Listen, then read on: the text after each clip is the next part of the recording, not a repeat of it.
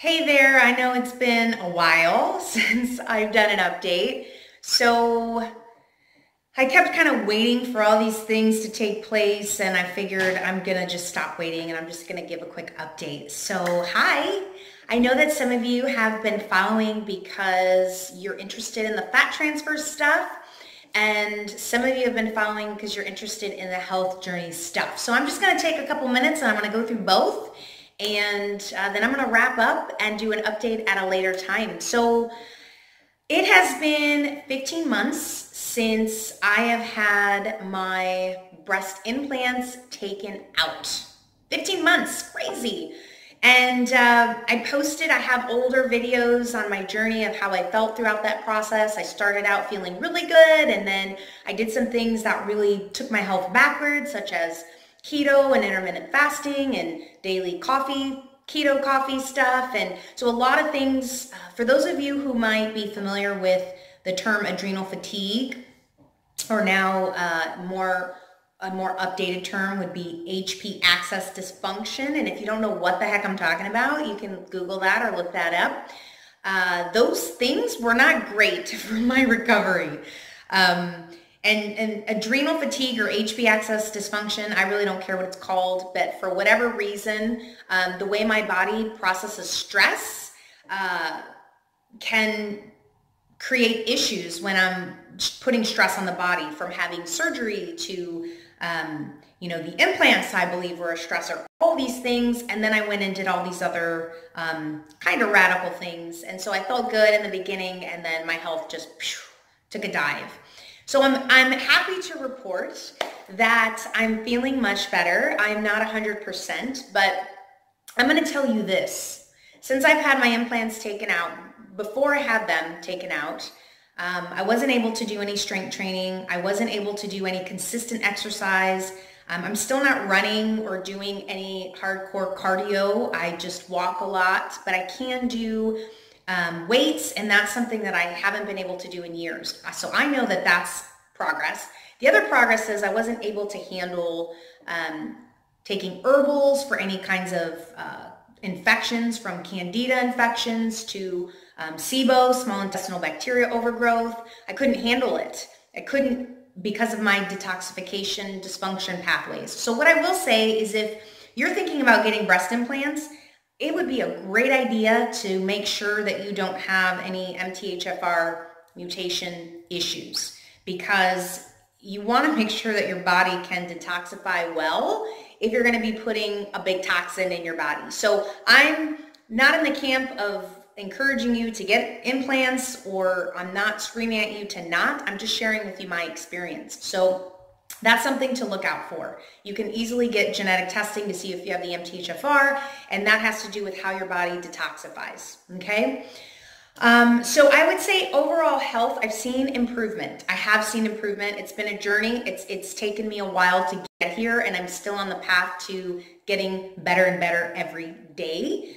But the fact that I'm exercising and I can take herbals now without completely like falling over and feeling like I'm dying is amazing. So now I can get to all the stomach stuff that I wasn't able to really address in the past. So I'm excited about that. And so let's talk about more of the aesthetic stuff. So that's the health stuff. If you have questions, definitely put in the comments. The aesthetic stuff, so for those of you who wanted an update on the fat transfer, I purposely wore this top for you, okay? I get a lot of questions, did they stay the same, or da-da-da-da. Know that when you get fat transfer, yes, you're gonna lose a whole lot. I mean, you're gonna lose, I don't know if you keep 30% or so of it, but you're going to lose a lot. So when I first had the fat transfer, I had like a D cup, right? So I knew I wasn't going to keep that. The doctor told me I wasn't going to keep that. But what the doctor said is around 4 months, wherever you're at is what you're going to keep. That was true. They haven't changed since the 4-month mark. So 16 weeks, I've had the same. And it's been since September of last year, so it's about to be a year. It's about to be a year. We're at 11 months here. It was September 12th, I think, or so that I had it done. So that's really good. And what I want to tell you is, before the fat transfer, it didn't matter if I wore a padded bra, a So there's padding, and then there's something to like lift it up or whatever. Didn't matter. I had no cleavage whatsoever. And after the fat transfer, you can see that, yes, I am wearing a padded bra, but there is some cleavage. So I'm happy about that. And I have kept about almost a cup size, which they said was rare to keep a cup size. He says I was an anomaly. He says most on average keep between a half a cup to 3/4 cup. I believe I've definitely kept about a cup. It's hard because I didn't like do a tape measurement from the befores and afters. I can only go by what it looks like and the bra size, right? So, and because after the Explant, you can't really wear a regular bra. You're wearing all these sports bras and things like that. I wasn't in a regular bra before then I had the fat transfer. But I did put somebody's, during that whole process, yes, I borrowed somebody's bra after Explant because I didn't have any and I didn't want to go buy some because obviously I was getting the fat transfer. But I know that it was an AA cup that I had borrowed. And so that tells me, based on the bra size I am now, which people have asked, so I'm just going to share. I bought a bunch of 34Cs. And what I'll tell you is some of the bras, there's a little bit of a gap, but the Bs are too small. So that's the best I can tell you and the best I can get. So am I happy that I got the fat transfer? Absolutely. For those of you who want to know about my... Look, I'm not super excited to raise my hand. For those of you who wanted to know about my lumps, no change, like zero, zilch. I did kind of the micro needling on it and then did the castor oil. I did all that for 4 months. Nothing, zilch.